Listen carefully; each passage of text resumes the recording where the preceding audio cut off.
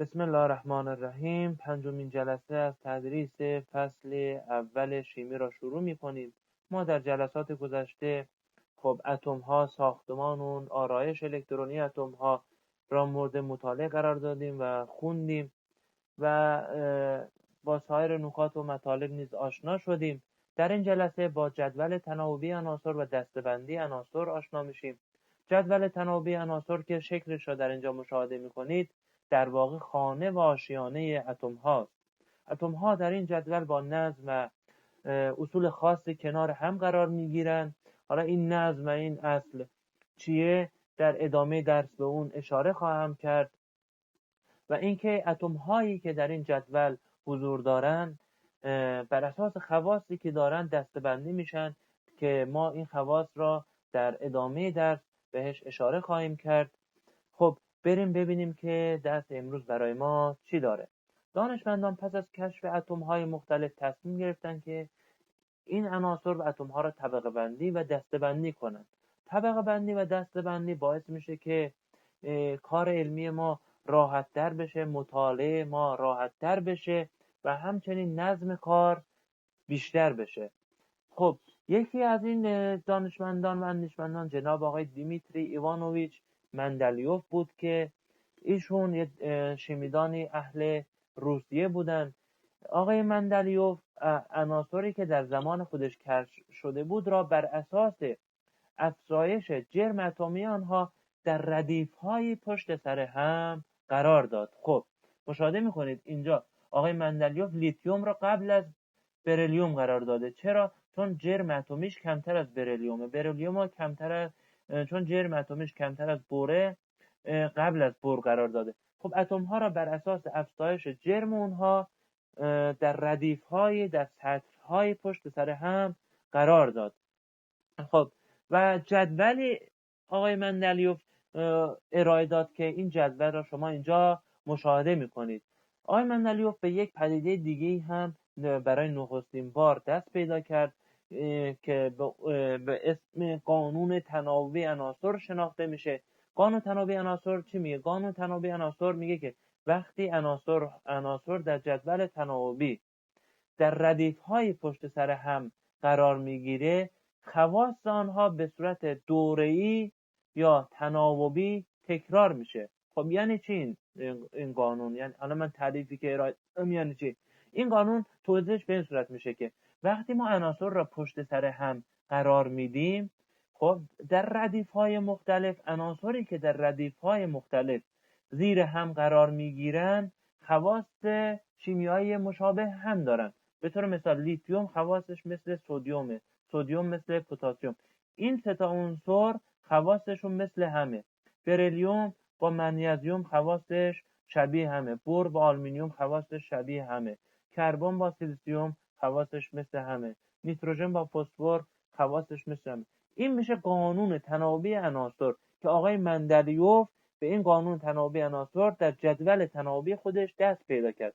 دید وقتی اتم ها را پشت سر هم ردیف میکنه، در دوره های به این ردیف ها، به این سطح هایی که اتم ها پشت سر هم قرار میگیرن چند تا اسم داره.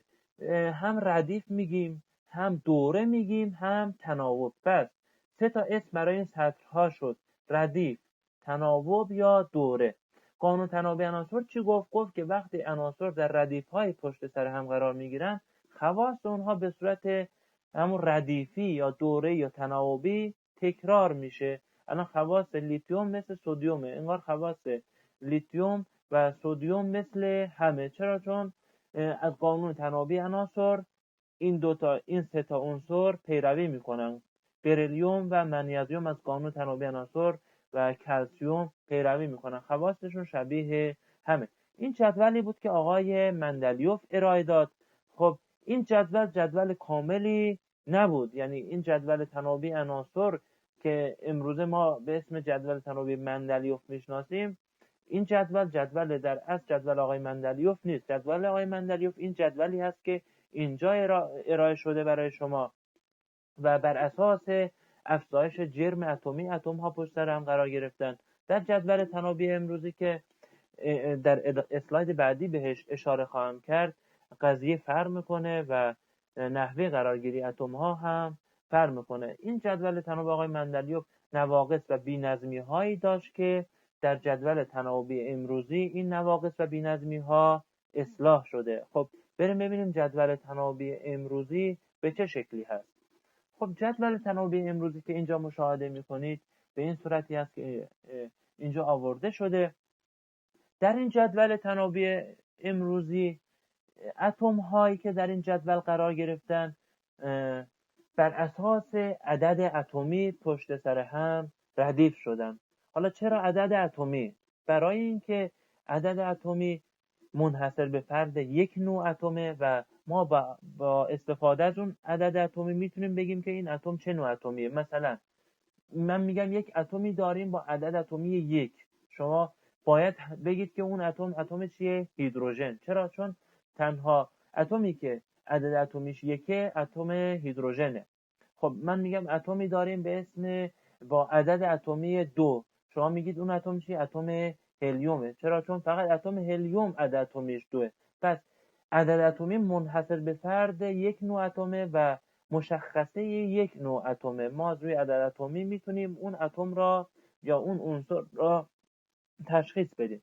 در جدول تناوبی امروزی اتم ها بر اساس افزایش عدد اتمی کنار هم قرار گرفتن. خب اولین اتمی که هست اتم هیدروژن، یک پروتون داره. خب در بالای جایگاهش در بالای جدوله که اینجا مشاهده میکنید. بعد اتم هیدروژن میشه اتم هلیوم، جایگاهش اینجاست، عدد اتمیش 2. میبینید که بر اساس افزایش عدد اتمی اتم ها در این جدول چیده شدن. میایم سطر پایینی، لیتیوم با عدد اتمی 3، بریلیوم با عدد اتمی 4. میایم این قسمت بر با عدد اتمی 5. ببینید توی این سطر اتم ها بر اساس عدد اتمی دارن مرتب میشن.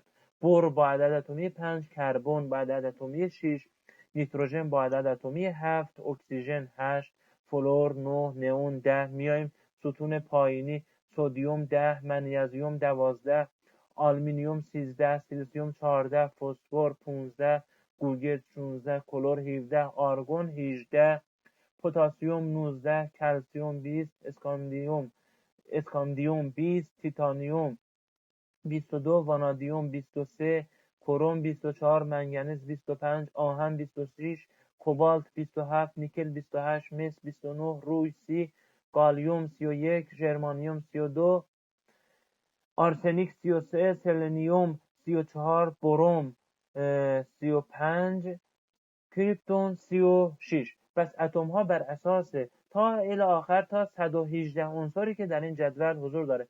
این جای خالی که مشاهده میکنید عناصری هستن که تازه کشف شده و تو این جدول نیومده، اما این عناصر کشف شدن و به صورت آزمایشگاهی کشف شدن، یعنی توی طبیعت وجود ندارن. چرا؟ چون رادیو اکتیون و در آن واحد که به وجود میاد از بین میرن، واکنش هسته‌ای میدن، تبدیل میشن به اتم‌های دیگه. تا بس این جدول تناوبی که این جدول تناوبی امروزی میشناسیم 118 تا عنصر یا اتم داره که جایگاه 118 همین عنصر در این گوشه پایین جدوله. خب این جدول تناوبی خیلی نکته داره. خب نکاتش که در کتاب شما آورده شده من به اون نکات اشاره میکنم. این جدول تناوبی اگه مشاهده کنید میبینید که 7 تا سطر داره. چند تا سطر داره؟ 7 تا. 1 2 3 4 5 6 7. ما به این سطرها میگیم ردیف، تناوب یا دوره. الان این سطری که اینجا شماره 1 زده میشه سطر اول یا تناوب اول، دوره اول یا ردیف اول. ردیف اول شامل چه اتم هاییه؟ اتم های هیدروژن و هلیوم. نمیخوام اینا رو حفظ کنید، مثلا ردیف اول هیدروژن، ردیف اتم بعدش هلیوم. اینا رو میگم که آشنا باشید که این جدول تناوبی 7 تا ردیف داره و به این سطرها ما گفتیم، سطرهای جدول تناوبی گفتیم ردیف یا دوره یا تناوب. خب نکته بعدی که وجود داره اینه که این جدول تناوبی امروزی 18 تا ستون داره. ببینید این ستون هایی است که اتم ها زیر هم قرار میگیرن. ما به این ستون های جدول تناوبی میگیم گروه یا خانواده. اتم هایی که در یک گروه زیر هم قرار میگیرن، خب به اون اتم ها میگیم اتم های هم گروه یا هم خانواده. مثلا بریلیوم با منیزیم هم خانواده است، کلسیم، استرانسیوم، باریوم، رادیوم، اینا همشون با هم خانواده است. خانواده اول یا گروه اول، خانواده دوم، خانواده سوم، خانواده چهارم الی خانواده 18. خب پس جدول تناوبی شد 18 تا گروه یا خانواده و 7 تا تناوب یا دوره. خب برخی از این خانواده های جدول تناوبی اسم ویژه‌ای دارند، نام ویژه‌ای دارند. ما به اون اسم این خانواده ها را میشناسیم. خانواده گروه اول را به اسم فلزهای قلیایی میشناسیم. به این عناصر گروه اول ما میگیم چی؟ فلزهای قلیایی. اینا از جنس فلزند. چرا قلیایی؟ چون وقتی داخل آب این عناصر حل میشن، خاصیت بازی یا خاصیت قلیایی به اون آب میدن. ما به اسم قلیا اینها را میشناسیم، فلزهای قلیایی. فلزهای گروه دوم یا خانواده دوم ما به اسم گروه اسم ویژه‌شون هست گروه فلزهای قلیایی خاکی. چرا فلزهای قلیایی خاکی؟ برای این فلزها در خاک وجود دارند، جزء املاح خاک هستند، مثل منیزیم، کلسیم. خب این املاح در خاک حضور دارند، این فلزها در خاک وجود دارند. ما به این خانواده را خانواده فلزهای قلیایی خاکی میشناسیم. خب نام ویژه گروه 17، ما این گروه 17 را به اسم گروه هالوژن میشناسیم. هالوژن یعنی نمکساز. به طور مثال کلور در ساختار نمک طعام وجود داره، به همین علت ما به این گروه 17 میگیم گروه هالوژن ها یا خانواده هالوژن ها. پس گروه 17 نام ویژه شد گروه هالوژن ها یا نمکساز ها. گروه 18 گروه گازهای نجیب هستند. خب معروفن به گازهای نجیب. خب این گازهای نجیب را در جلسات بعدی مورد مطالعه خواهیم قرار داد که چرا با اینها ما میگیم نجیب و این نجابتشون از کجا اومده. خب اینها موضوعاتی است که در این اسلاید بهش اشاره کردیم و خیلی مهمه، اینها را حتما بلد باشید. نام ویژه گروه اول، گروه دوم، گروه 17 و گروه 18 حتما بلد باشید و اینا بدونید که جدول تناوبی 18 تا گروه داره و 7 تا دوره. این نکاتی است که از این جدول برای شما لازمه. حالا چند تا نکته هم هست در اسلایدهای بعدی به شما خواهم گفت. خب نکات مهم دیگه‌ای که از جدول تناوبی وجود داره به این صورته: عناصر هم گروه یا هم خانواده آرایش الکترونی شبیه به هم دارند. این خیلی مهمه این نکته. عناصری که در یک گروه یا خانواده قرار میگیرن، ببینید عناصری که در یک گروه یا خانواده قرار میگیرن آرایش الکترونی لایه آخرشون شبیه همه. یعنی چی؟ یعنی شما صفحه بعد میگن تو این صفحه، یعنی این که با این مثال میگن عناصر هم گروه هم خانواده آرایش الکترونی شبیه به هم دارن. به طور مثال اتم لیتیوم با اتم سدیم در یک گروه قرار دارن. چرا؟ برای اینکه آرایش الکترونی این دوتا اتم مثل همه. حالا کجاش مثل همه؟ آرایش الکترونی لایه آخرشون. یعنی اتم سدیم در لایه آخرش هر چند تا الکترون داره، اتم لیتیوم هم به همون تعداد الکترون داره. ببینید اتم لیتیوم در لایه، اگه آرایش الکترونش رو بنویسیم، در لایه آخرش یک الکترون داره و اتم سدیم هم در لایه آخرش یک الکترون داره. بس سدیم با اتم لیتیوم هم خانواده است. اتم های هم خانواده، اینطوری بگم، اتم های هم خانواده تعداد الکترون های ظرفیتشون با همدیگه برابره. آرایش الکترونی لایه آخرشون شبیه به همه. خب یه نکته دیگه که خیلی خیلی مهمه اینه که اتم هایی که آرایش الکترونی شبیه به هم دارن، خواص شیمیاییشون هم شبیه همه. یعنی چی؟ یعنی اینکه اتم هایی که در یک خانواده زیر هم قرار میگیرن، خواص شیمیاییشون هم مثل همه.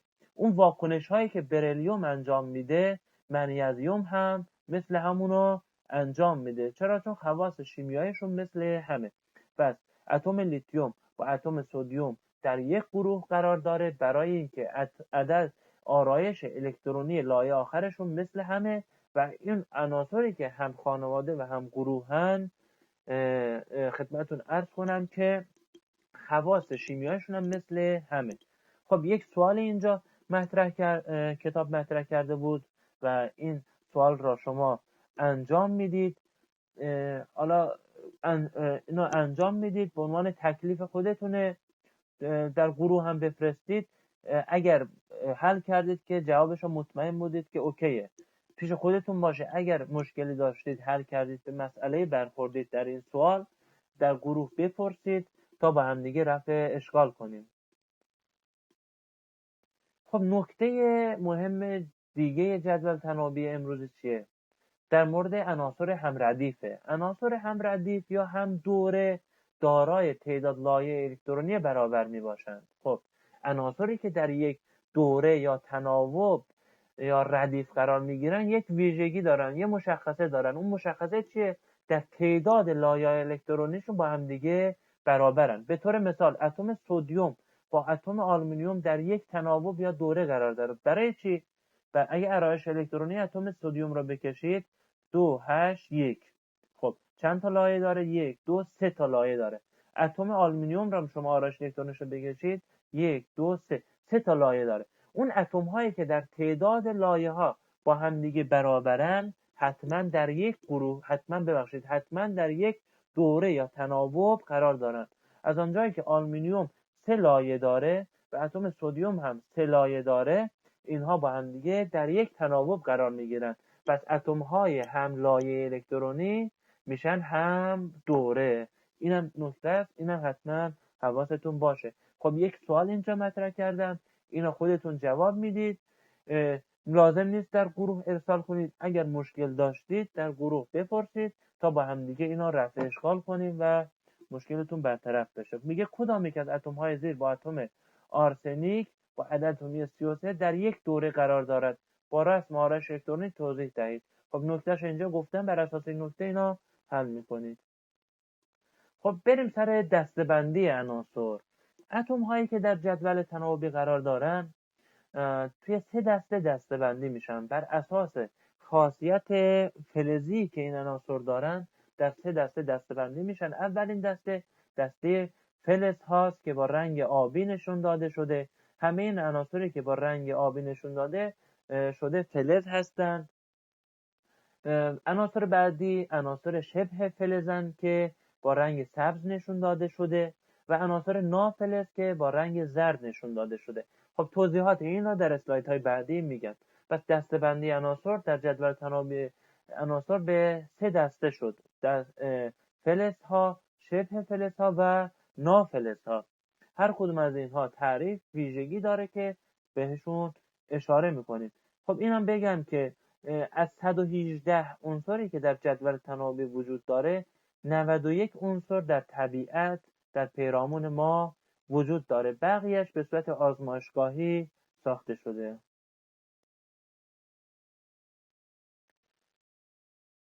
خب خدمت شما عرض کنم که میخواییم بر ویژگی فلز ها رو مورد بررسی قرار بدیم که فلز ها چه ویژگی دارن. خب فلز ها جزئی از عناصر جدول تناوبی هستند. میخوایم بررسی کنیم که فلز ها چه خاصیتی دارن. خب خاصیت فلز ها، اولا که حدود 90% عنصرهای جدول تناوبی چیه؟ فلزه. پس این درصدش مهمه. فلز ها خاصیت دیگه ای که دارن، فلز ها برای شرکت در واکنش های شیمیایی تمایل به از دست دادن الکترون دارن. یعنی در واکنش های شیمیایی فلز ها چیکار میکنن؟ الکترون از دست میدن. این خیلی خیلی خیلی مهمه. در ادامه فصل ما با این ویژگی خیلی کار داریم که فلز ها، شما فلز ها را با چه مشخصه میشناسید؟ با مشخصه از دست دادن الکترون. اگر یک اتمی الکترون از دست بده، اون اتم چیه؟ جزء فلز ها هست. خواص دیگه که فلز ها دارن رسانایی که خواص اینجا یکم خط خطی شد، نقاشی من خوب نیست. اینو پاکش کنم. شما دانش آموزا به ما ایراد نگیرید که چرا خط خطی شد درست. خب خواص دیگه که دارن اینه که رسانه‌های الکتریکی و گرمایی دارن، میتونن گرما و الکتریسیته رو از خودشون عبور بدن. سطح براق دارن، چکشخوارن، یعنی ما میتونیم به اونا شکل بدیم، با چکش بزنیم به هر شکلی که دلمون خواست اونا رو شکل بدیم. این مواردی که گفتم از ویژگی فلزها هست. خب نافلزها، حالا بریم ببینیم نافلزها، عناصر نافلز چه ویژگی دارن. خب این دسته از عنصرها در واکنش‌های شیمیایی تمایل به دریافت الکترون. خب این نکته خیلی خیلی مهمه، در ادامه پس با این نکته ما کار داریم.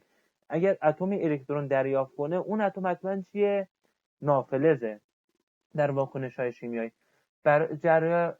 معمولا جریان برق و گرما رو عبور نمیدن، در حالت جامد شکنندن، یعنی چکشخوار نیستن، میشکنن، سطح براق ندارن. اکثر نافلزها حالت گازی دارن، مانند گازهای نجیب، اکسیژن، هیدروژن، فلور و کلور. اینا رو هم داشته باشید که کدوم یک از نافلزها حالت گازی دارن.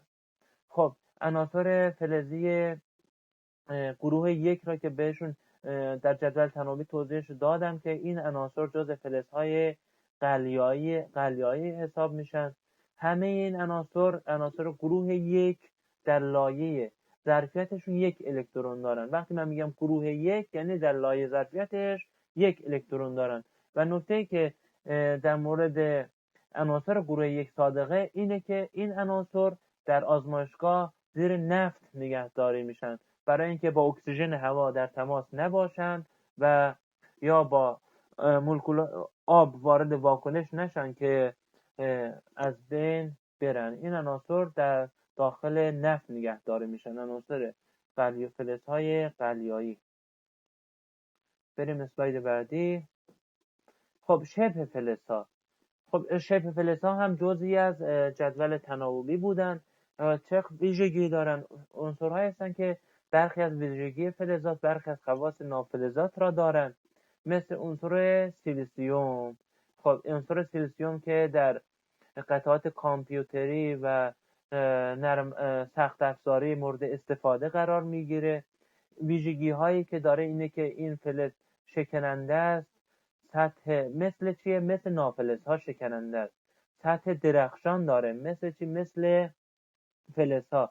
نیمه رساناست.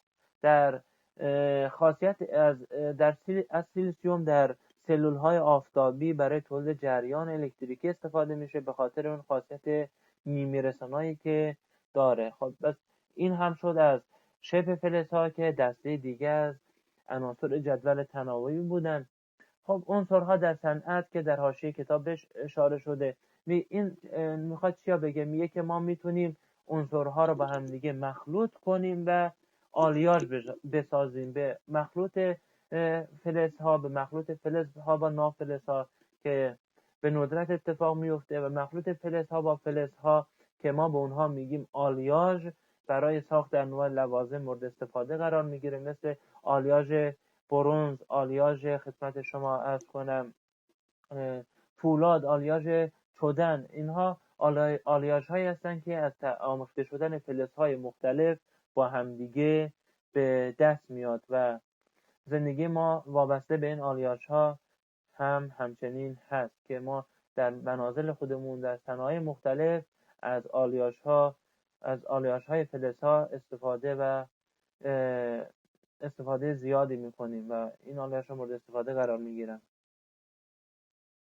بریم اسلاید بعدی. خب این مواردی که گفتم بیشتر جنبه خوندنی و حفظ کردنی داره. اینا رو شما از کتابم میتونید بخونید و حفظ کنید.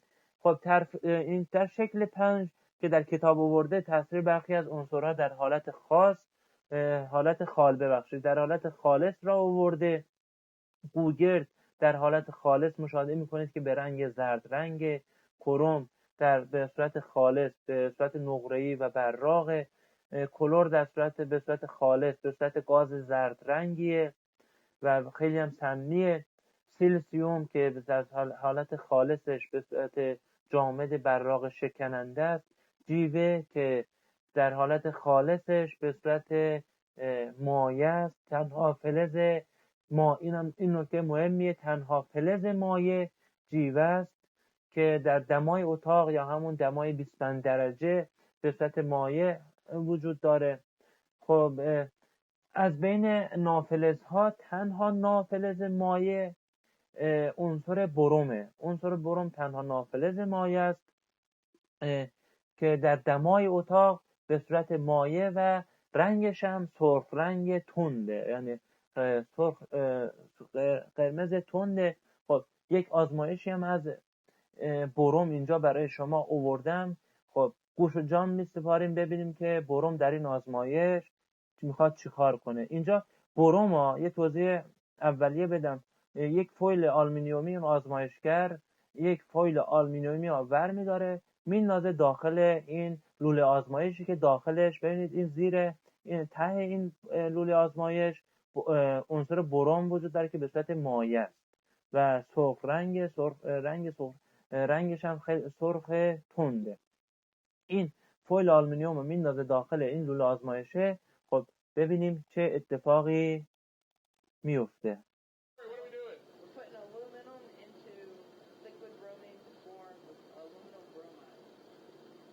خب الان فویل آلومینیومی انداخت داخل برومه.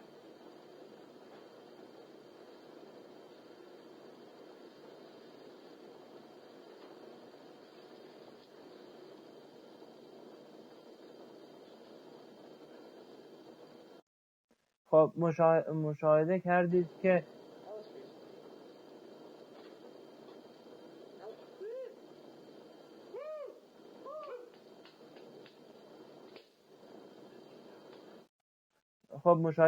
که بروم با فویل آلومینیوم یا همون آلومینیوم واکنش انفجاری و گرمادهی تو انجام داد و این گرما و نور و حرارت را همچنین شما در این آزمایش مشاهده کردید.